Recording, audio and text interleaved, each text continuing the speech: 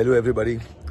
इस बार का 5 अप्रैल जिसको हम फाउंडर्स डे बोलते हैं, यानी कि मेरा बर्थडे, मैंने थोड़ा डिफरेंट तरीके से सेलिब्रेट करने का प्लान किया है।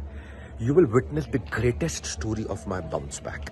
आप विटनेस करेंगे कैसे सारी कठिनाइयों के बीच में मैंने बाउंस बैक किया और कैसे आप अपने जीवन में, अपने बिजनेस के अंदर, अपनी पर्सनल लाइफ में बाउंस बैक करेंगे। तालकटोरा स्टेडियम में मना रहे हैं इस बार फाउंडर्स डे। दोपहर 12 से 4 बजे मिलेंगे एक सुपर कॉन्सर्ट के साथ में और सुपर लर्निंग्स के साथ में।